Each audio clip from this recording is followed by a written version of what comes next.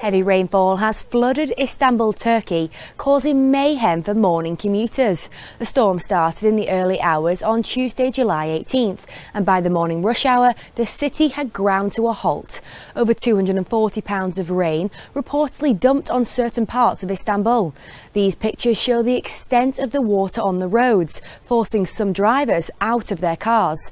And this footage of commuters watching the train lines fill with water gives an idea to the extent of unusual rainfall the city is experiencing. Many buildings and offices are also flooded with water. Istanbul has a population of 15 million, but according to the president of the Disaster and Emergency Management Authority, there have been no reports of casualties as yet. Experts have predicted the rain could continue to fall until Wednesday.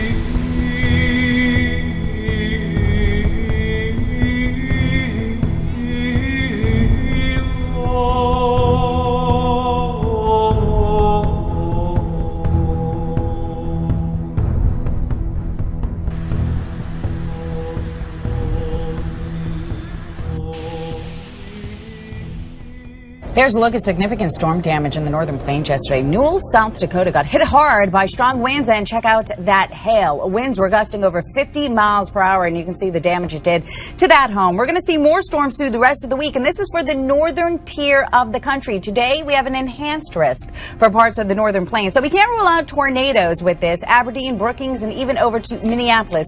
You're going to be looking at that severe weather fire up today and tonight. Now, on Thursday, there's two areas of concerns for parts of the eastern Great Lakes all the way up through upstate New York and then back through the northern plains as well. So South Dakota, you're back in that risk of severe weather, even down through Nebraska and Iowa. Friday, it's the Midwest that will see the strong storm. Chicago, Columbus, Ohio, be on standby for that. Rainfall forecast is showing that flash flooding could be possible, especially in places like Minneapolis, Madison, over in Green Bay and Chicago, where you could get a quick inch of rain. Madison, you could see up to 3 inches.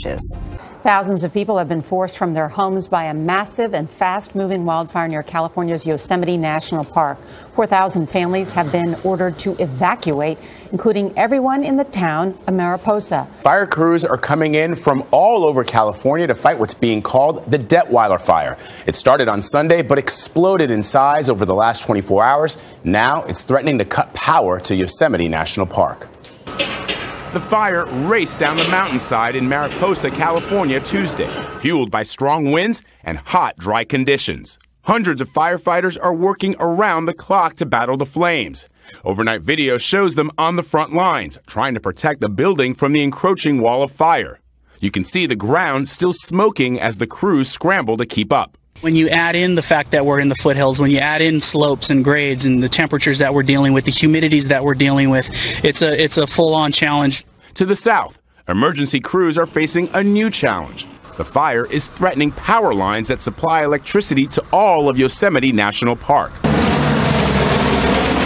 The massive wildfire burned more than 25,000 acres and prompted mandatory evacuations. 4,000 people have been forced from their homes as California's governor declared a state of emergency. 1,500 buildings are still in its path. Everybody's scared. You'd never think something like this would happen in your town.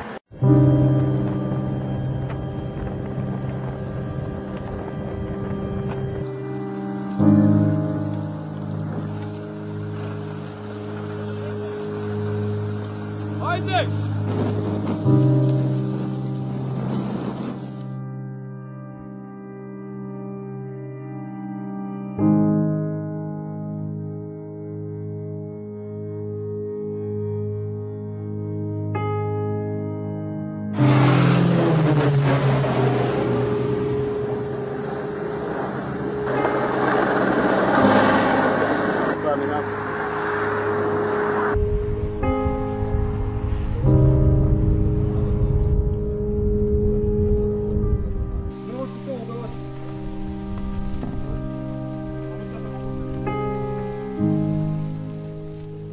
Even in winter, little rain hit the Spanish countryside. One glimpse of the region's crops and you can see it's bad, although that word apparently doesn't do it justice. This year wasn't bad, it was catastrophic. I can't remember a year like this since 1992 when I was a little child. Drought in southern Europe is threatening production of some of the region's most sought-after foods. Olives, almonds, wheat, all hit by the soaring temperatures. The largest cereal growing region has been particularly affected, with crop losses estimated at as much as 70%. Italy is no better. Its Agricultural Association has estimated 2017's drought could cost the nation's farmers more than €1 billion. When you want to help someone, decisions have to be taken in the very same moment. It's like when there's a humanitarian catastrophe. It doesn't help to send food a month later. Everybody would be dead by then. This is the same. In this region, we are financially choked. Crops grown in greenhouses also can't be relied upon, with a limit on the amount of water available. One upside on an otherwise scorched horizon, the drought has helped support EU wheat futures, which have risen around 6% since the beginning of June. And as for hunger, a bigger harvest in France should be able to provide for the trading bloc. Cold comfort for countries further south who see rising temperatures as a long-term trend which may threaten the viability of farming. The U.S. Department of Agriculture said on Tuesday an 11-year-old cow in Alabama tested positive for bovine spongiform encephalopathy, commonly known as mad cow disease, after exhibiting clinical signs at an Alabama livestock market. The USDA said in a press release the cow tested positive for the atypical L type of BSE. Atypical BSE can arise spontaneously in cattle herds, usually in animals 8 years old or older. The USDA said following delivery to the livestock market, the cow later died at that location.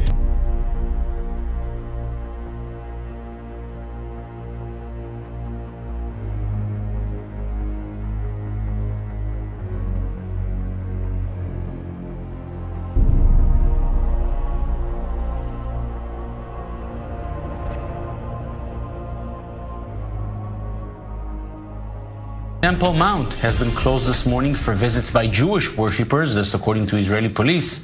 It comes due to violations of visiting procedures by one of the Jewish worshippers who was sent into the site. This comes on the back of 4 days of riots by Palestinians following the new security measures, including metal detectors, implemented by Israel after Friday's attack, which left 2 Israeli policemen dead. After various condemnations of the Israeli move from the Arab world, Egypt today urged Israel not to further intensify the conflict, while Jerusalem Mayor Nir Barkat said that the Palestinian anger should be directed to those who committed the attack on Friday and not to Israel, who is implementing the security measures. The Palestinian Fatah movement has called for a day of rage over the Temple Mount crisis as clashes erupted in Jerusalem's Old City for the 4th day in a row. Another riot around the Temple Mount over new security measures last night led to the hospitalization of around 16 people, including 2 police officers. Last night, after evening prayers were held outside the Temple Mount, a group of Arabs began throwing rocks and bottles at the police guarding the Old City, necessitating the use of stun grenades and rubber bullets to break up the riot. According to the Red Crescent paramedic services, up to 34 people were injured in the riot. The Jerusalem police say quiet was restored to the area afterwards, but the unrest in the Old City of Jerusalem has been continual since Friday's terror attack on the Temple Mount, which killed 2 Israeli police officers. New Israeli security measures around the holy site's entrances following last week's attack have provoked outrage from the Jordanian Islamic Waqf and the Palestinian Fatah movement. The Waqf has been calling for Muslim worshippers to boycott the Temple Mount until the newly installed metal detectors are gone, and Fatah has called for a day of rage against Israel today. We'll see if it materializes. Now, Palestinian President Mahmoud Abbas's Fatah party is urging Palestinians to march towards Israeli checkpoints, also calling for Friday prayers to be held in public squares in protest.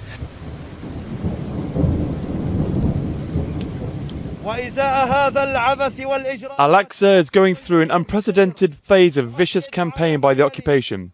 We warn them that we will take strong action to defend our rights, and we will not allow the Zionist enemy to violate our rights and sacred houses of worship. The Israeli occupation wants to turn the Aqsa compound into a military barracks to undermine the heritage of the third holiest site in Islam. A Palestinian man attempted a car-ramming terror attack in the early evening hours of yesterday when he drove his car into a group of Israeli soldiers in Hebron. The attacker was shot dead at the scene, and 2 soldiers who were lightly wounded were taken by Magen David Adom paramedics to the Shaarei Tzedek Medical Center in Jerusalem for recovery. This terror attack comes at the heels of high tensions in Jerusalem caused by a terror attack at the Temple Mount, which resulted in metal detectors and beefed-up security at the Muslim entrances. It's also just one of hundreds of attacks that have occurred since the so-called stabbing intifada began in October of 2015. Since then, 40 Israelis, 2 tourists from the United States, and a British student have all been victims of said attacks. Stabbings, shootings, and car rammings perpetrated by Palestinians and a few Arab Israeli citizens. At least 261 Palestinians and 1 Jordanian have also been killed, with at least 176 of them confirmed as terrorists killed in clashes. Washington once again sending mixed signals to Tehran. On Tuesday, the US slapped fresh economic sanctions on the Islamic Republic, just hours after confirming that while Iran is technically abiding by the 2015 nuclear deal, it's failing to live up to the quote-unquote spirit of the agreement. Iran's continued malign activities outside the nuclear issue undermine the positive contributions to regional and international peace and security that the deal was supposed to provide. 18 Iranian nationals and entities now stand accused of supporting terrorism or having links to Iran's ballistic missile program. They've had their assets frozen and been banned from doing business with Americans. But speaking on Monday, Iran's foreign minister defends the country's military program as necessary. We need them for our protection. We need them for the protection of our civilians. We need them so that another Saddam Hussein around the corner, and believe me, there are quite a few of them in our region. We need them to make sure that another Saddam Hussein around the corner would not come and hit us again. Our missiles are means of our defense. We will never use them except in self-defense. Never. Throughout the presidential campaign, Donald Trump repeatedly called the Iran deal the worst ever made. But pending a viable alternative, the Obama-era lifting of sanctions will remain in place for the time being. China has reportedly complained about what it views as a negative content in an annual defense bill passed by the U.S. House of Representatives, which included a provision to expand military cooperation with Taiwan. The annual National Defense Authorization Act, passed on July 14th, proposes expanding military training and exercises and defense cooperation with Taiwan. It also asks the Pentagon to consider reestablishing port calls between the U.S. and Taiwanese navies. On Monday, Chinese Foreign Ministry spokesman Liu Kang condemned the provision, saying it goes against the One China policy. He asked that the U.S. reconsider the serious harmfulness of the move. Liu added that Beijing has, quote, already lodged stern representations with the United States. Beijing has long objected to any military assistance from Washington to the self-governed island, which it considers a rogue province. A pro-Russian separatist wants to replace Ukraine with a new nation. Alexander Zakharchenko is the leader of a self-proclaimed state within Ukraine. He's proposing an entirely new nation, what he would call Malorossiya or Little Russia. The statement could throw a wrench into the already fragile peace talks between Kiev and the rebels. The United Nations estimates the conflict has killed more than 10,000 since 2014. It doesn't seem like Zakharchenko has much support, though, even from his own side. A neighboring self-proclaimed separatist state wasn't aware of the Little Russia idea and said it didn't support it. Ukraine's current president called the rebel leader a Kremlin puppet, pointing to previous Novorossiya or New Russia initiatives by the separatists. Ukraine, Russia, and the separatists have all agreed to send representatives to meet in Minsk on Wednesday.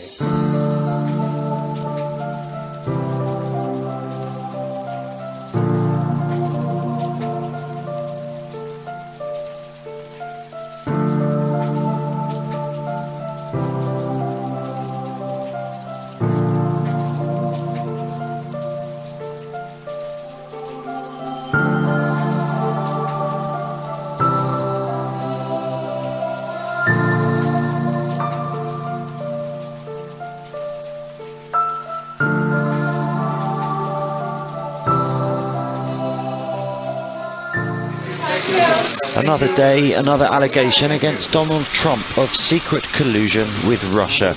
This time the US president's defending himself against claims he had a second, previously undisclosed meeting with Russian counterpart Vladimir Putin at a leaders' meal during the G20 summit in Hamburg earlier this month.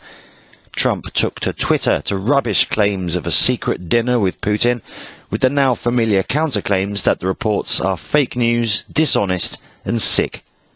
Scrutiny of the Trump-Putin relationship has become almost daily fare for mainstream US media, and thrust under that same spotlight could be John Huntsman, who Trump nominated as the next US ambassador to Russia on Tuesday, pending confirmation by the US Senate. John Huntsman, the ex-US envoy to China and one-time presidential candidate, is Donald Trump's choice for ambassador to Russia, according to the White House. It's a high-profile nomination, even more so because of allegations Moscow interfered with last year's elections. The job would require confirmation by the U.S. Senate, and if he gets the green light, he'll start the job while both the Congress and a special counsel investigate whether Team Trump had ties to Russia in his campaign. Huntsman is also the former governor of Utah, and he served in the administrations of 5 presidents. But reports earlier this year that Huntsman would get stationed in Russia were met with mixed reviews in Moscow itself. One politician saying he was, quote, not a dove, while the Kremlin said it would welcome anyone who might improve ties with Russia,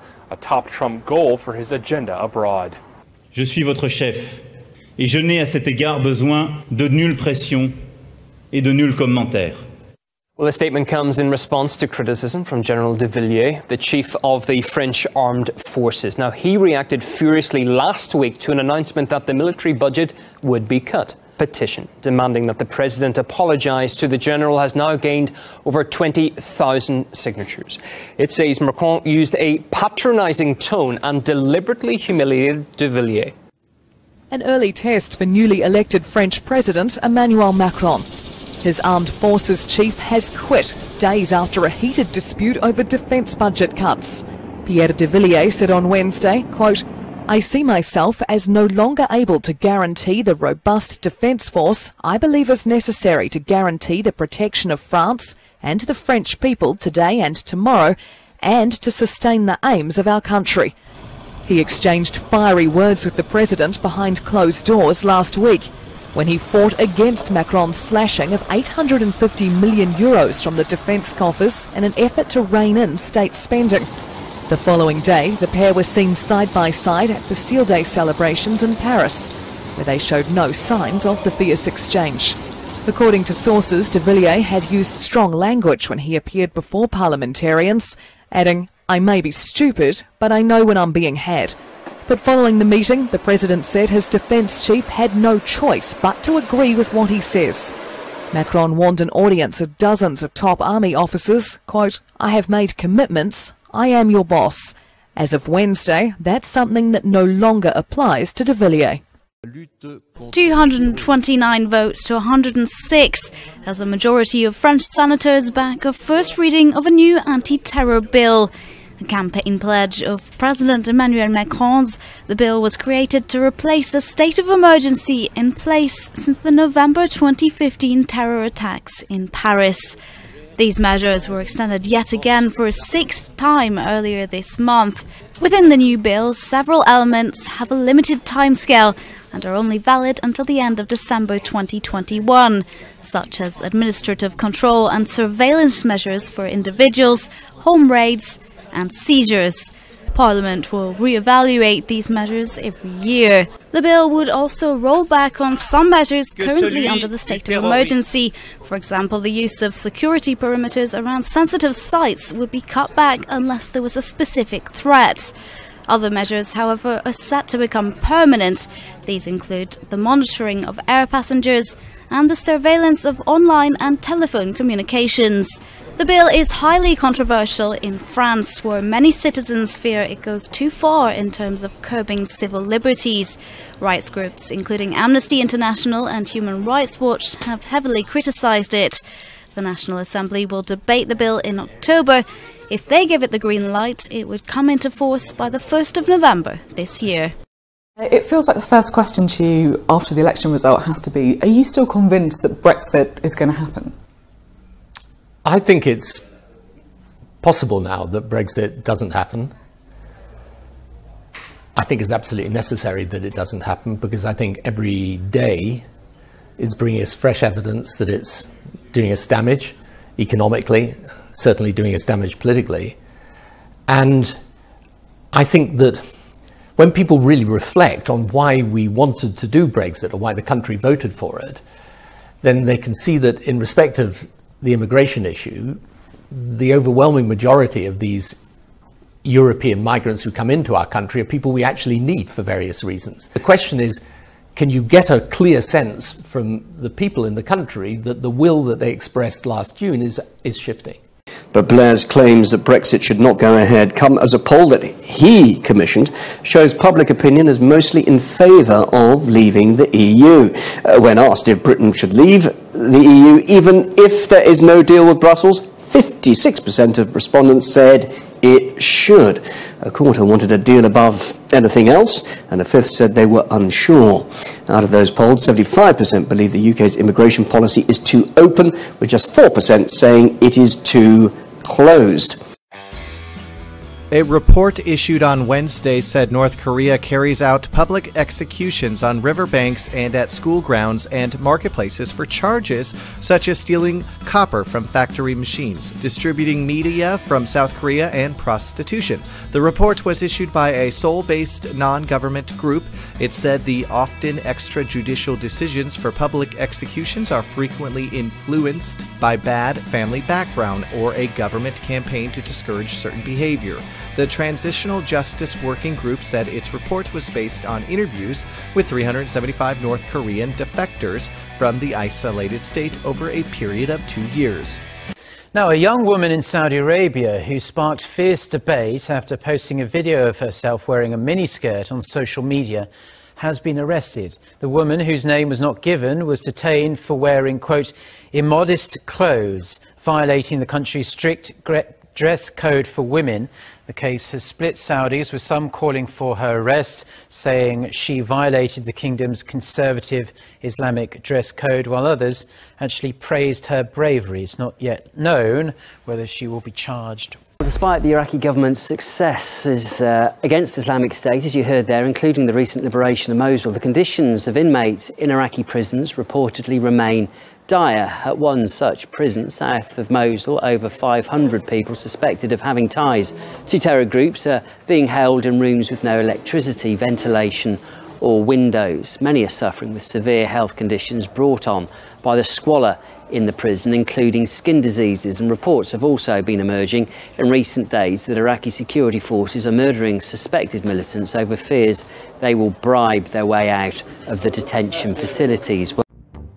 It's a good time to be an emoji lover. Later this year, Apple users can use a handful of new ones. 2 new emoji generating the most buzz are a woman breastfeeding and a woman wearing a headscarf. This is Apple's latest stab at making its emoji collection more inclusive. Over the years, it's added LGBTQ icons, customizable emoji skin and hair colors, and more sport and job options for women. Other new Apple emoji are more playful, like a dinosaur, a zebra, an exploding head, and even a vomit emoticon for those who feel especially queasy. And for others dying for a zombie emoji, the wait is finally over. Better late than never. Not an Apple user, Google is redesigning a bunch of its Android emoji too. So use those blob faces while you can, because they're going away when its Android O operating system arrives. One emoji we're still waiting on? A freaking redhead. Fingers crossed it can beat out werewolves in the next update. The long-abandoned Google Glass project is getting a second chance, but not for consumers. Developers said Tuesday the new enterprise edition of the gadget is now more widely available for companies in manufacturing, agriculture, and healthcare. For the past 2 years, companies testing out the new version of Glass have said they've seen better worker efficiency. Companies like DHL and Volkswagen said they like Google Glass because it's hands-free and wearable, which lets employees consult instructions, resources, or even remote video support without looking away. Glass's revival comes 2 years after Google halted sales of the gadgets for consumers. Back then, critics called the project an expensive failure. And in those 2 years, the industry has moved on to other consumer tech built around augmented and virtual reality. For example, take those filters and lenses on Snapchat and Instagram stories. Both use augmented reality to make their apps more appealing, and with over 400 million daily active users between them, it seems to be working. Other companies like Samsung and Google are upping their virtual reality efforts to stay competitive in the growing virtual reality headset marketplace. Experts say AR and VR devices could sell almost 100 million units by 2021. Despite the success of AR and VR tech in the consumer market, glass will be solely developed for the business sector, and as far as we know, there are no plans yet to expand beyond that.